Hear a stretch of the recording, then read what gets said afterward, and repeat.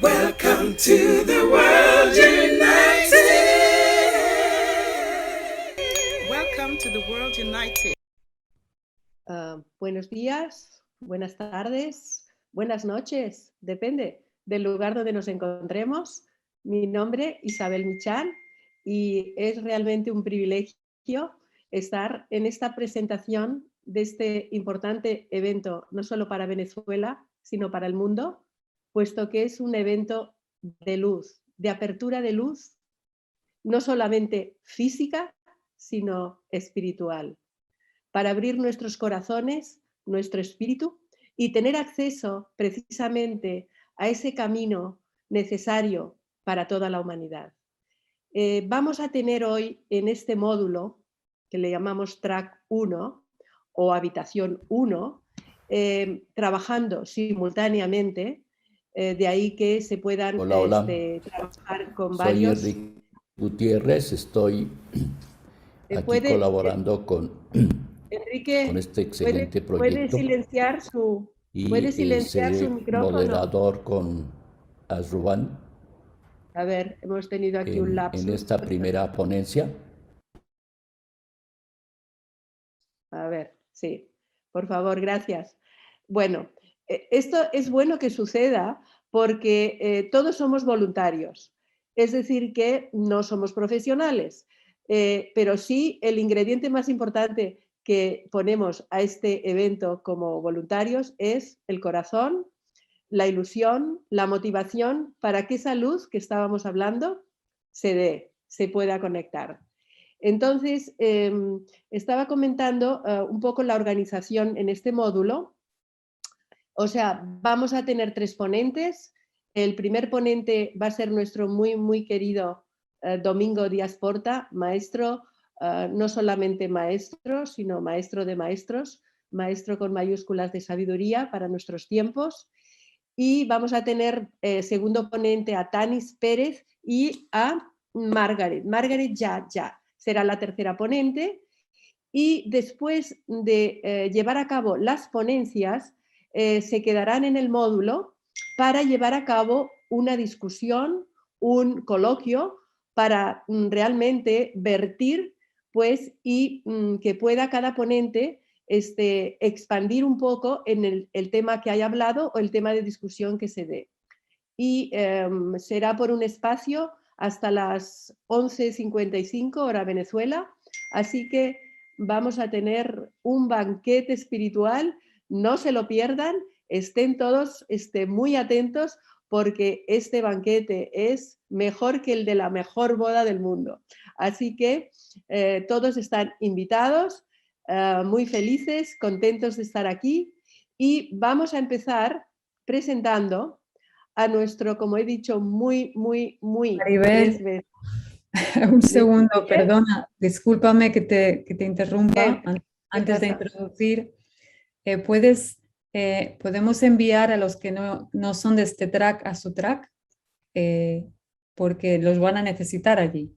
Claro, entonces, claro. Por favor, Enrique Díaz Gutiérrez, tiene usted que entrar en otro track, en el track 3.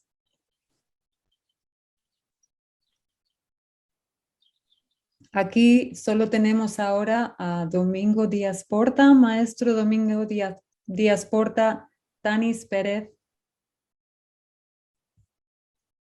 Sí debería quedarse. El resto, por favor, que tengan ponencias ahora, tienen que pasar a otro track. Perfecto, ya está. Muchas gracias, Maribel. Disculpa. No, está muy bien.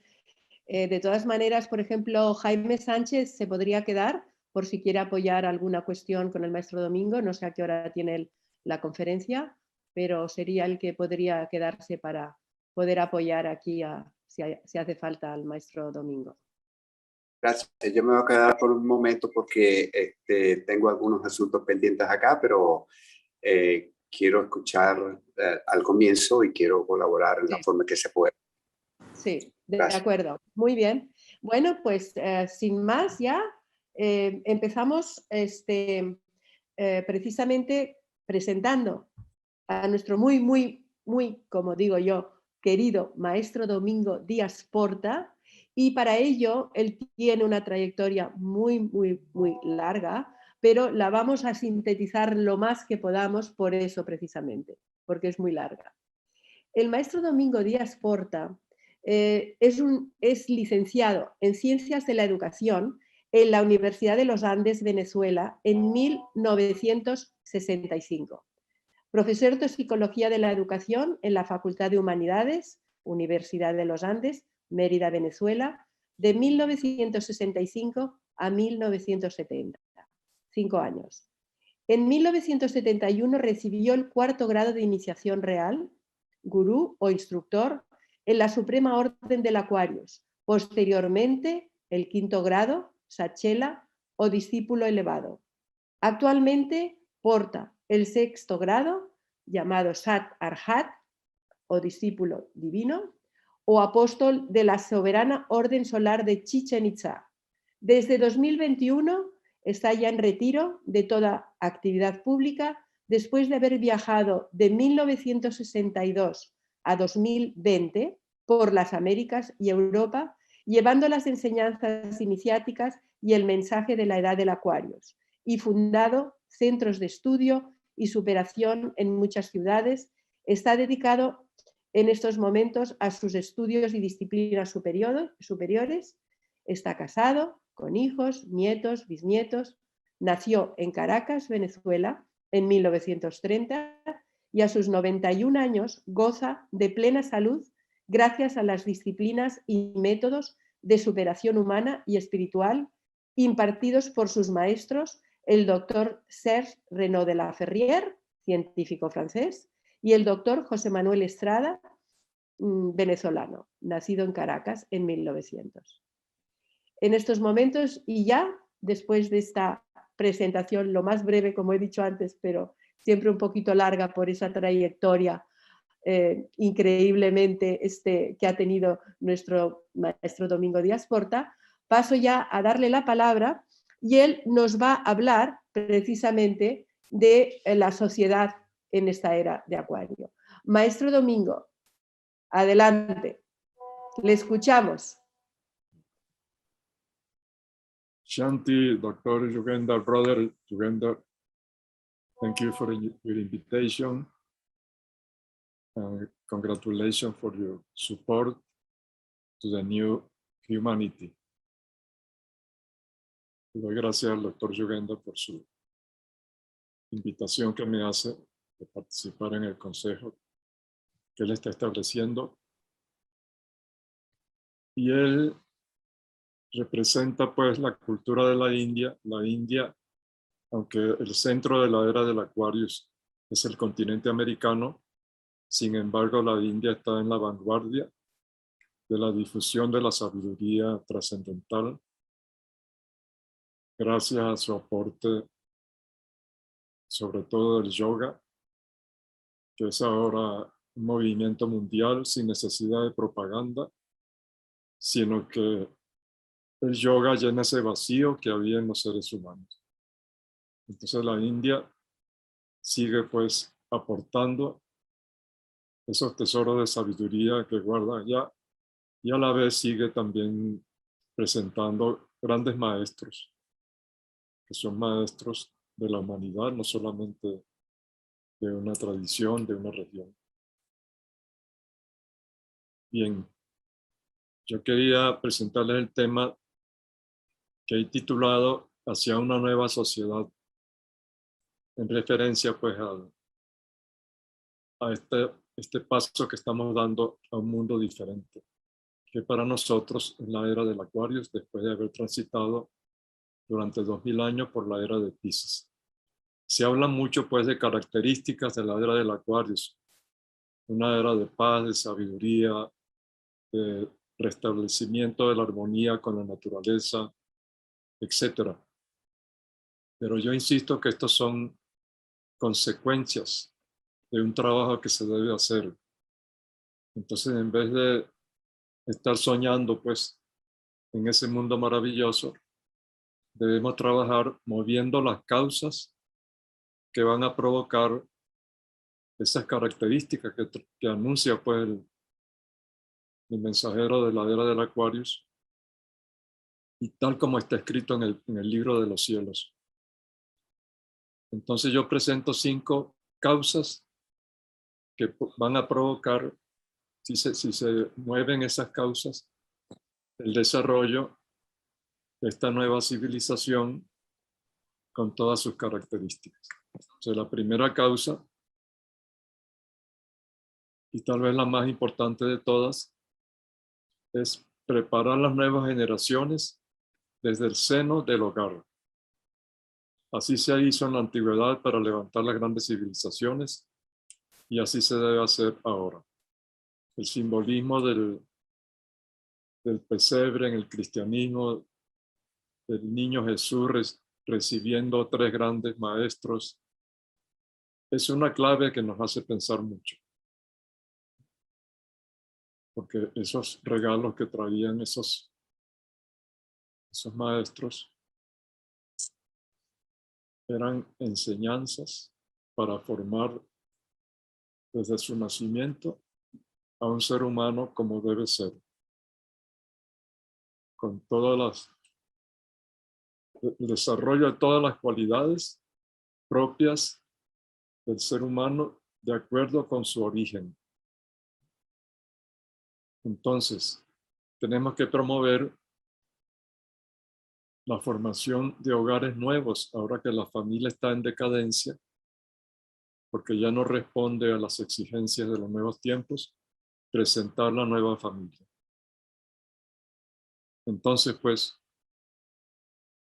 educando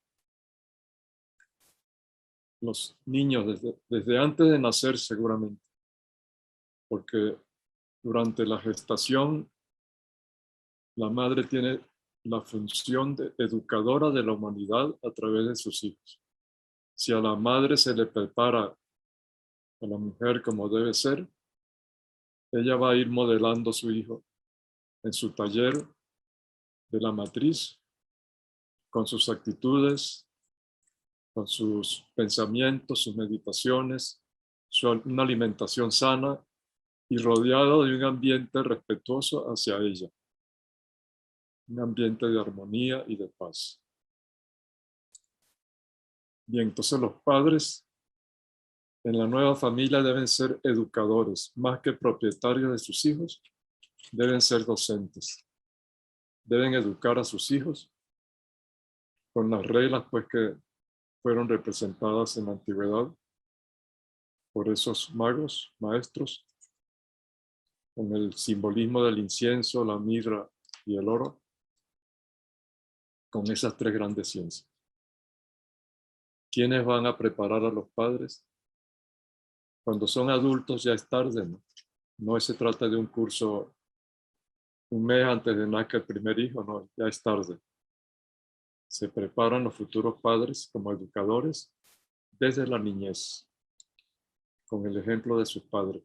Pero lamentablemente el ejemplo de los padres actualmente no es el adecuado, ¿no?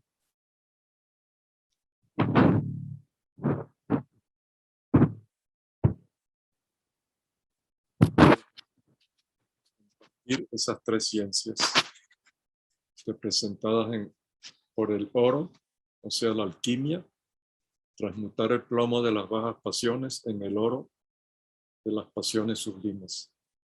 Por la mirra, o sea, la magia natural, el conocimiento.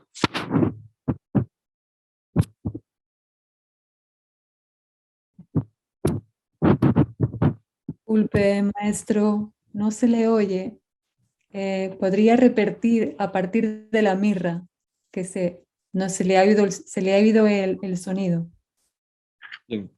Sí, entonces la mirra representa la magia natural, o sea, el reconocimiento de la presencia de lo sagrado en el mundo donde vivimos, tanto en la Tierra como en el sistema solar, como en el universo entero.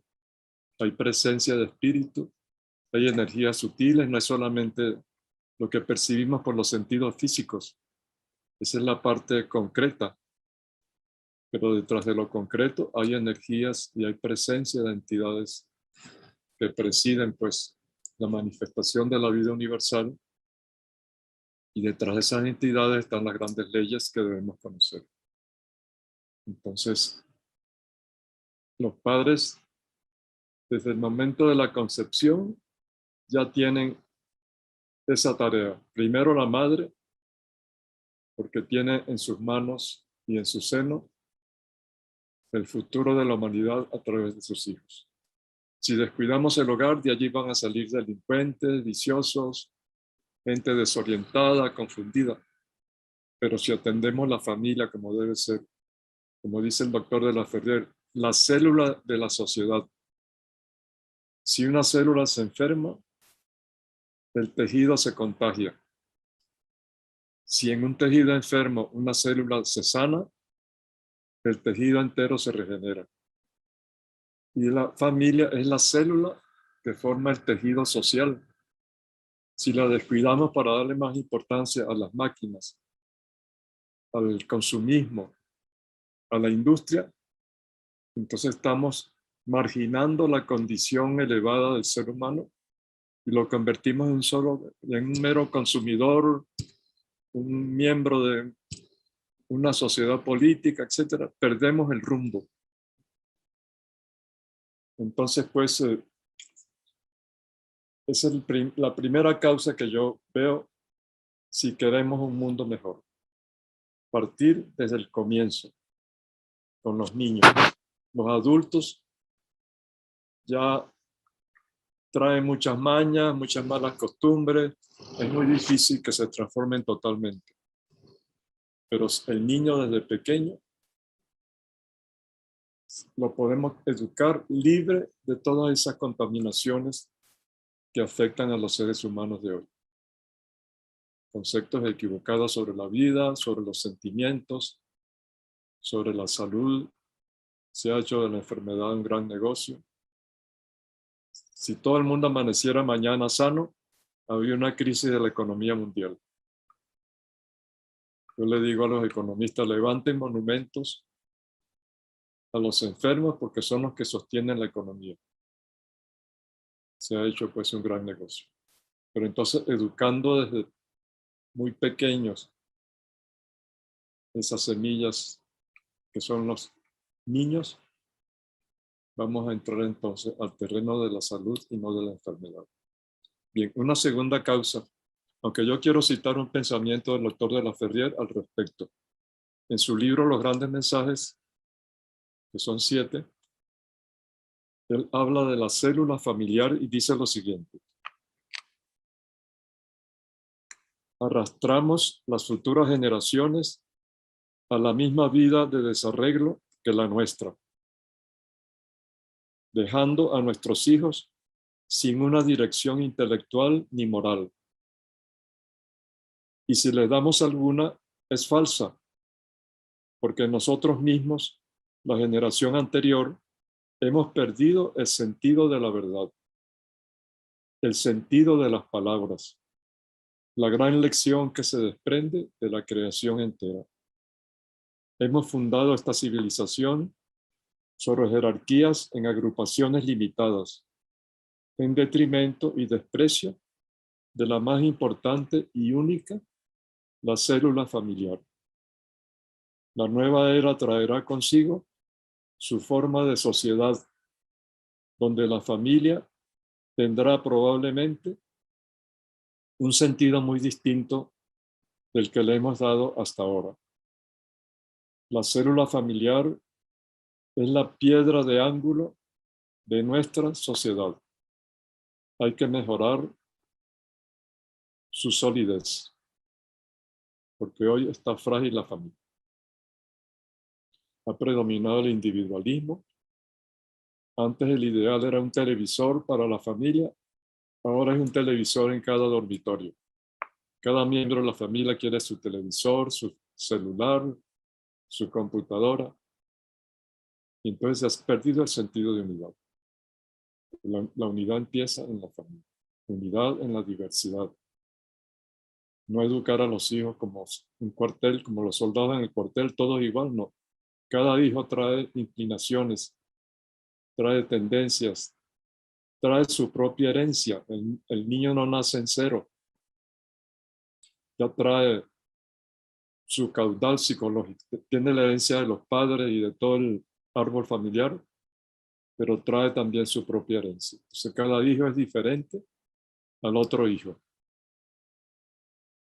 Hay que individualizar la formación de los hijos en el hogar, igualmente en la educación, desde la escuela primaria hasta la universidad. No educar como en cuartel todos por igual. Unos tienden más al arte, otros más a la ciencia, etc. Y así debe ser la educación. Como era en nuestras culturas antiguas en América, la educación era impartida por la sociedad. No había escuelas, sino la sociedad daba a los niños la oportunidad de manifestar lo que traen por dentro. La educación de hoy es imponer lo que los adultos quieren que el niño aprenda. La educación verdadera es permitir que el niño aflore, saque afuera todo lo que él trae por dentro, de acuerdo pues a su herencia íntima y la herencia que recibe de la sociedad a través de sus padres y la herencia cósmica, ¿no? Por eso el incienso representa la ciencia de la astrología que los padres deben conocer para levantar del horóscopo del niño al nacer y, si es posible, el horóscopo de la concepción. Y ahí tenemos el mapa por el cual va a navegar el niño a través de toda su vida. Bien, entonces pues, para mí eso es lo primero que debemos hacer, la educación correcta de los hijos. A los 20 años, esos niños van a ser apóstoles de la nueva humanidad. Van a enseñar con el ejemplo. Así ocurrió con la civilización cristiana.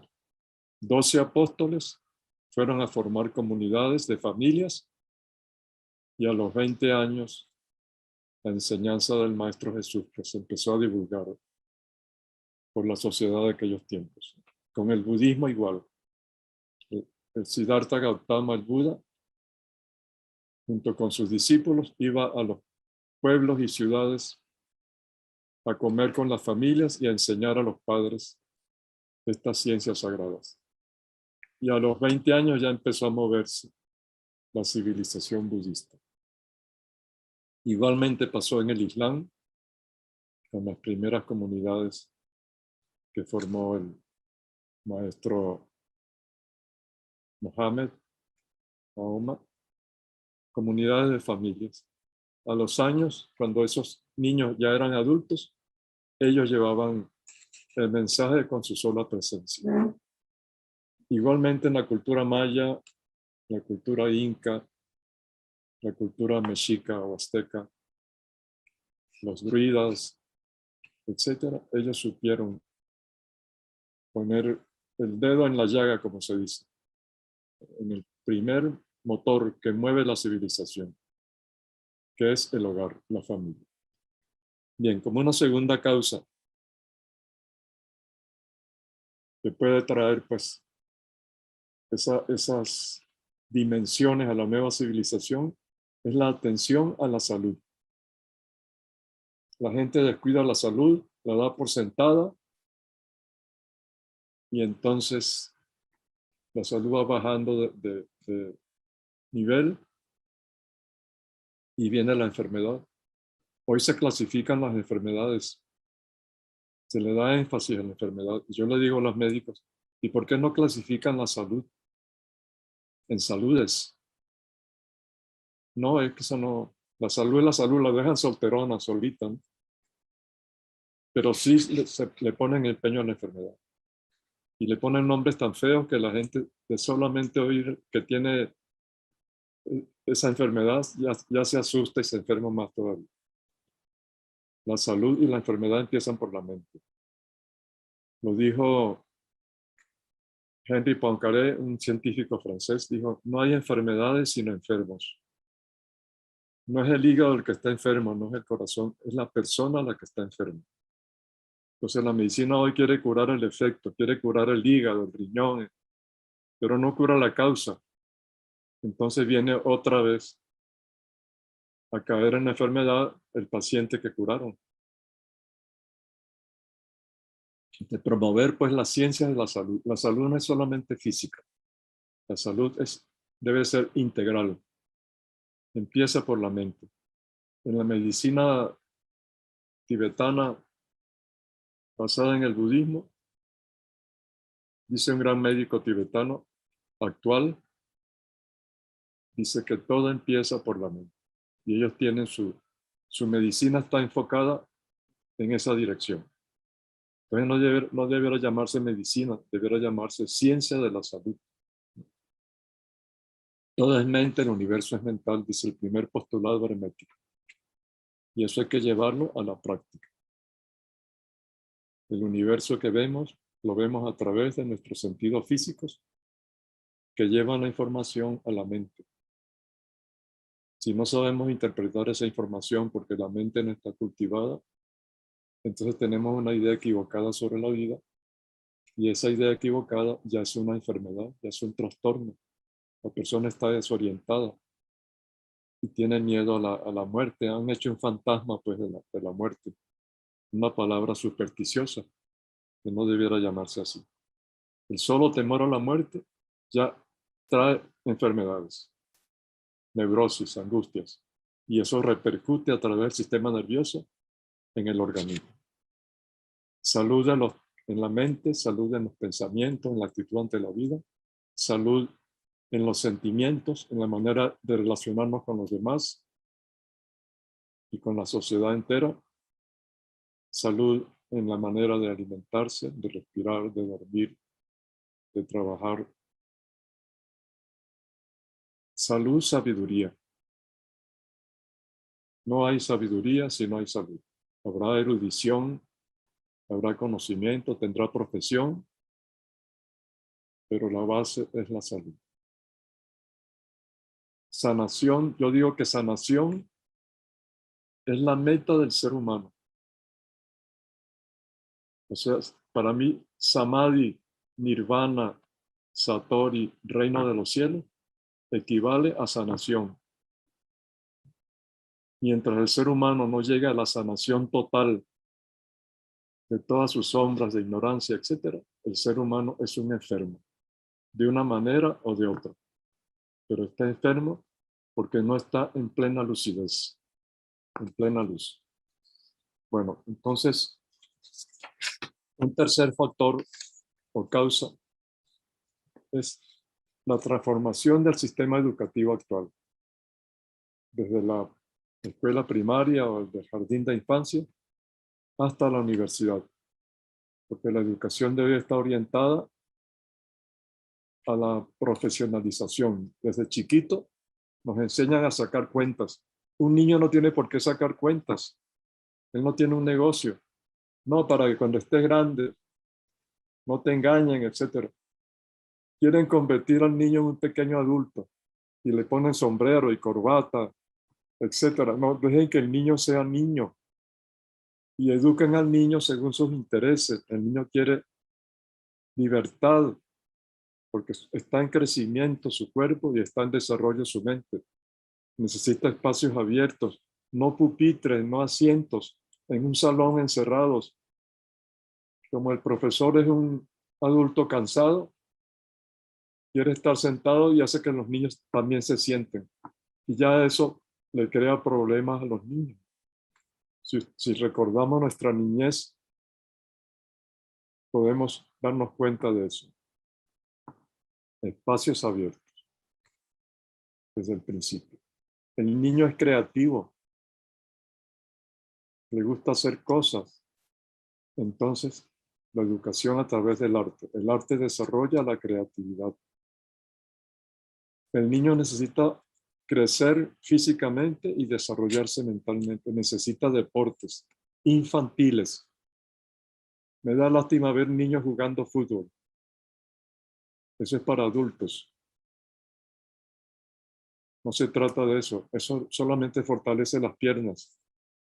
Al niño hay que ofrecerle un desarrollo integral de su cuerpo y de su mente.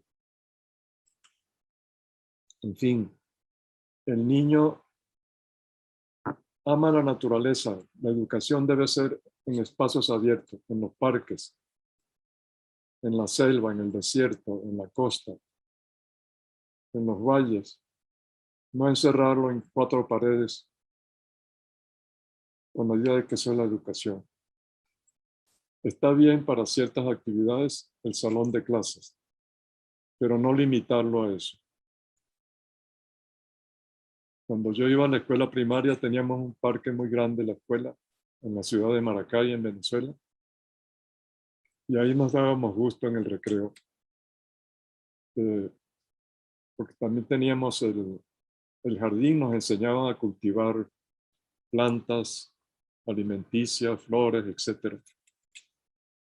Entonces, eso debiera institucionalizarse, ¿no? Que los niños aprendan a ser campesinos desde pequeños. Bueno, entonces la transformación, no reforma, sino transformación total del sistema educativo, para no ser solamente profesionales que muevan las máquinas, las industrias, el comercio, etc., sino hacer seres humanos integrales. Salen de la universidad con una profesión, pero como seres humanos traen muchos vacíos, están desorientados sobre la vida, pueden salir con vicios de la universidad, con la ambición de hacer dinero, porque la universidad no lo educa para, a través de su profesión, servir a la sociedad, sino tener éxito. La palabra éxito hoy quiere decir hacer dinero para consumir.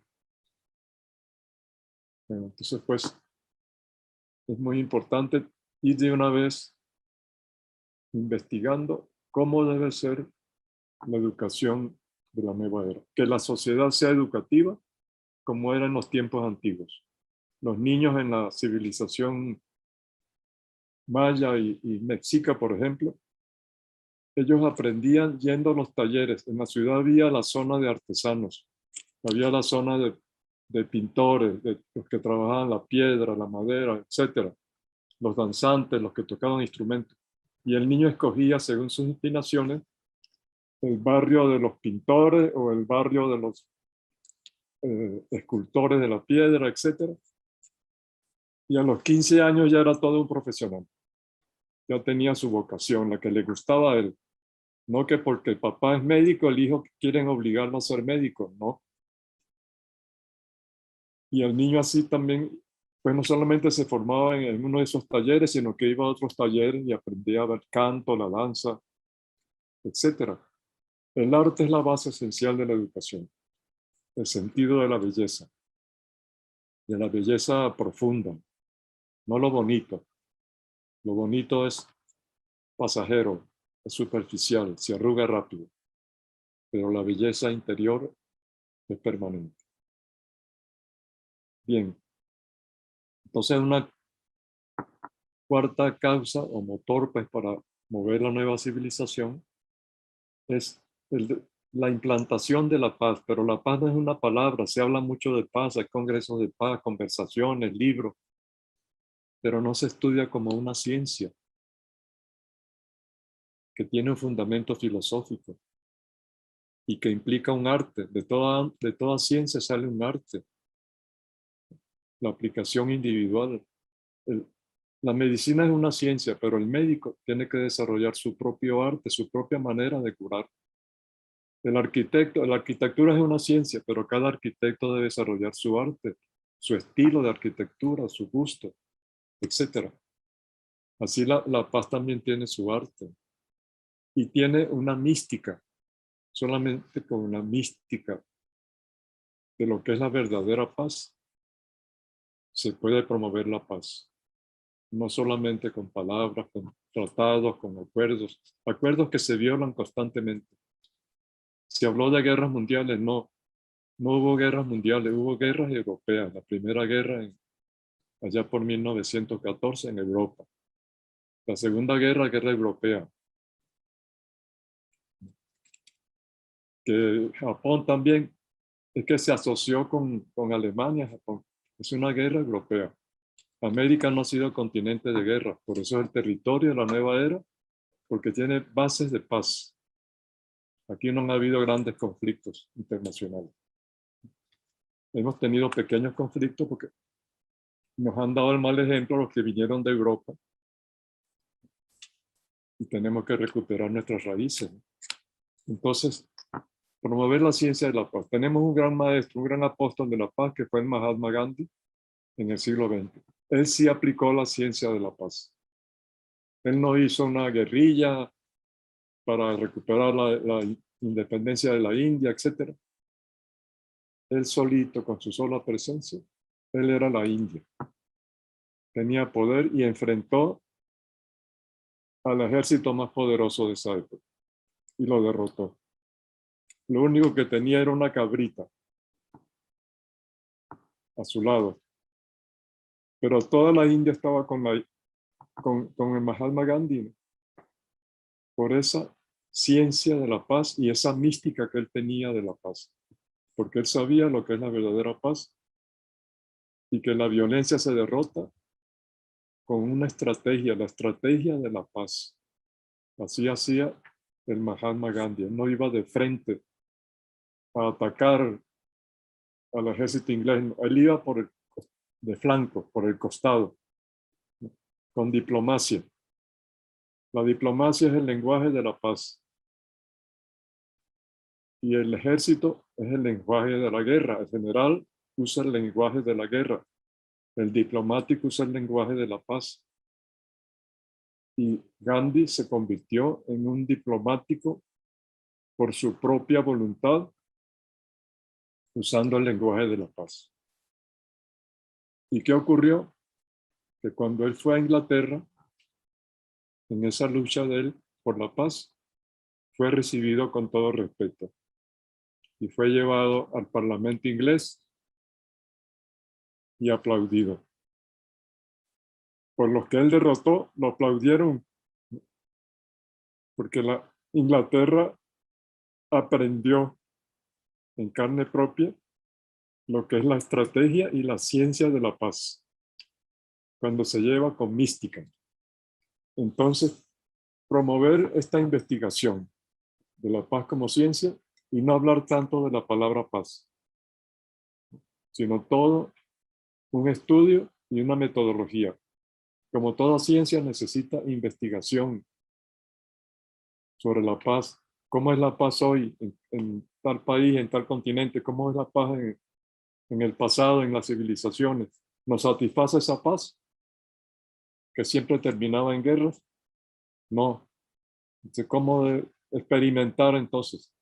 Hacer experimentos en pequeña escala, en pequeñas comunidades, sobre una paz verdadera. Y aplicación, toda ciencia implica aplicación práctica. No es quedarse en las teorías.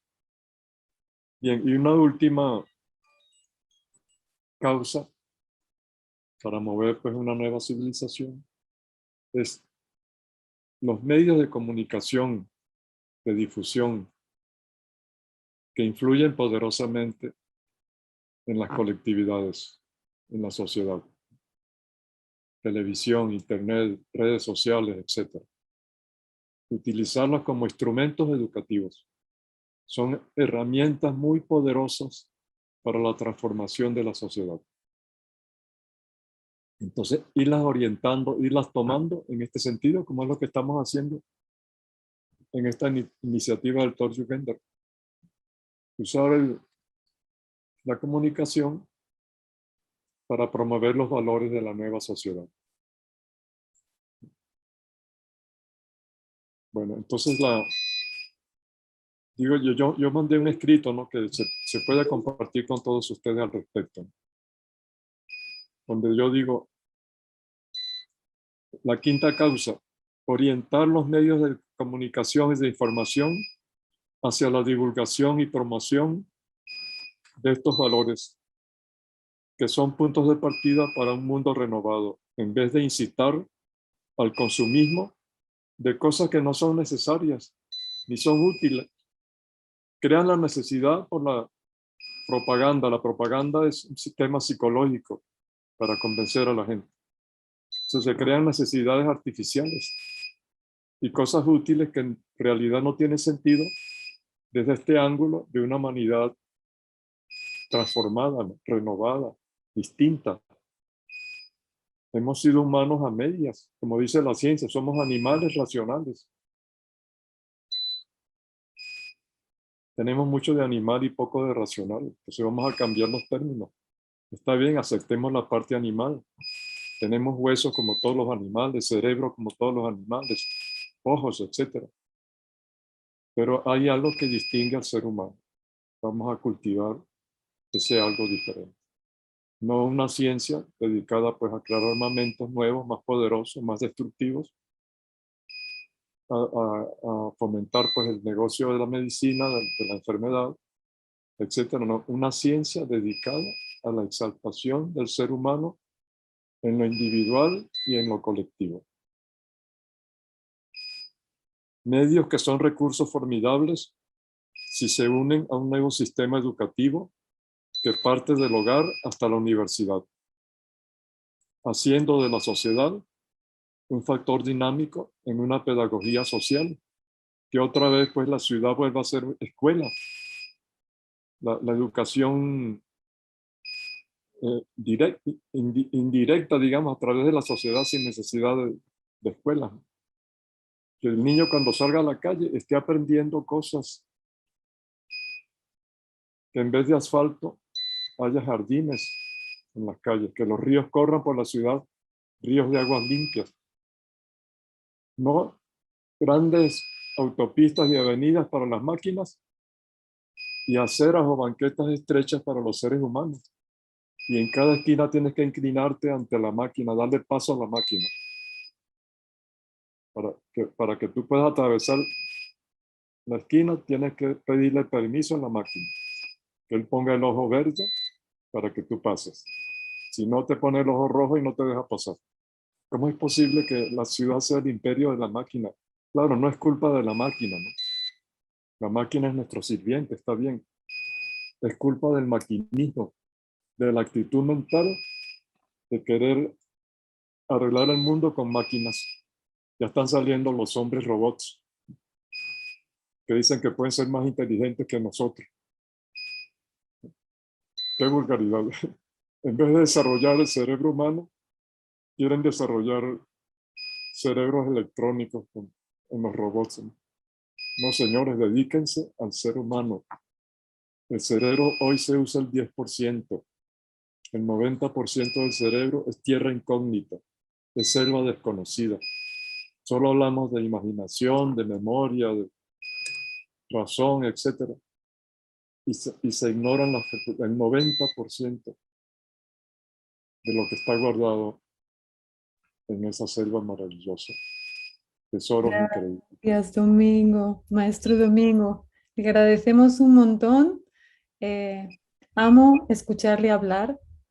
Me va a encantar invitarle a muchísimos más.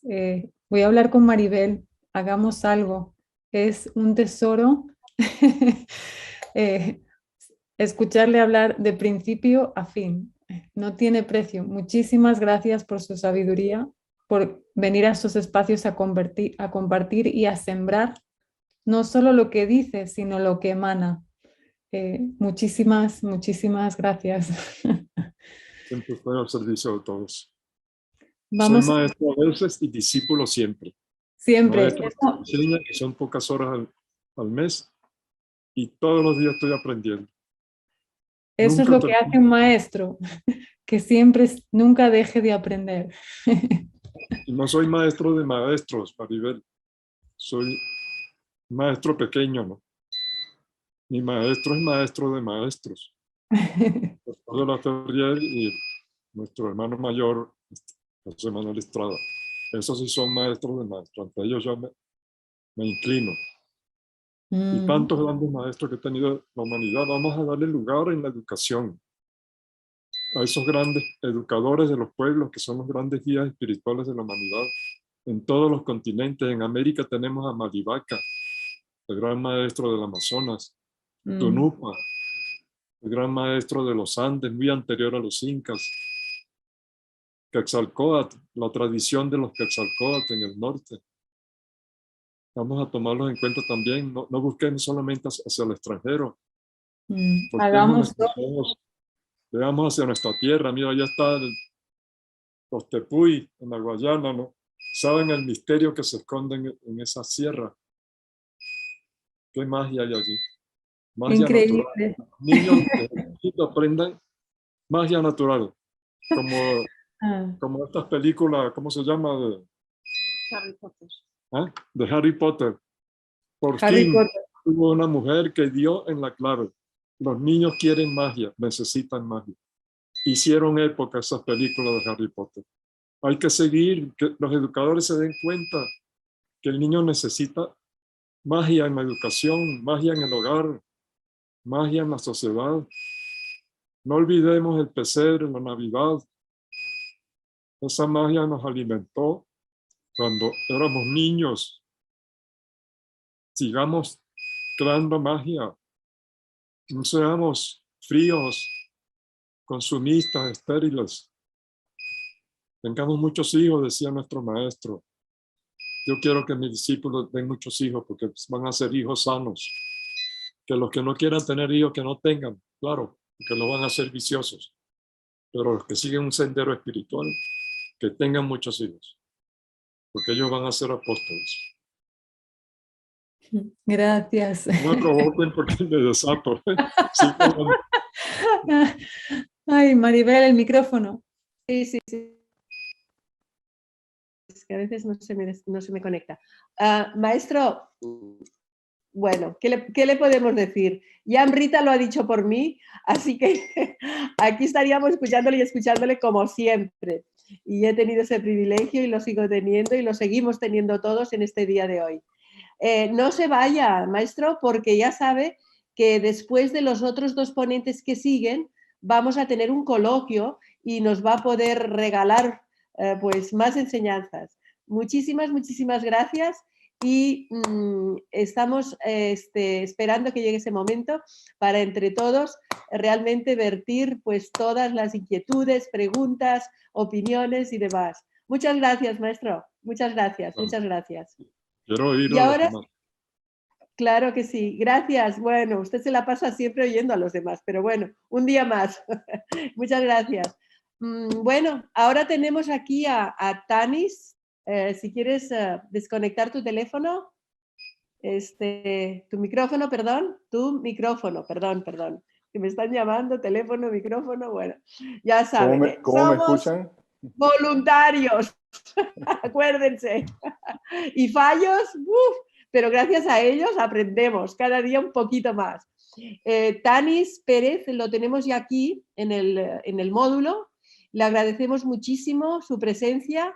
Él hoy nos va pues, a deleitar con toda su experiencia, precisamente obtenida a lo largo de toda su vida también. Y voy a leer un poquito lo que él nos ha mandado sobre él, y si él luego quiere pues, implementar un poquito más, pues así será.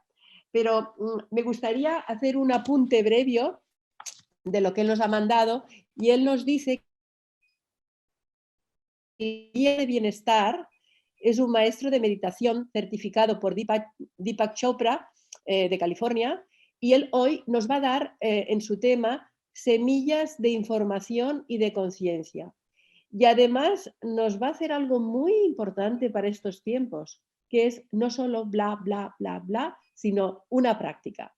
Y eso nos gusta mucho, porque es donde realmente ahí sí vamos a ver si aprendemos o no aprendemos. ¿Y cuál va a ser esa práctica? Pues una meditación, que se habla mucho de meditación y pues estamos siempre abiertos a aprender un poco más sobre meditación.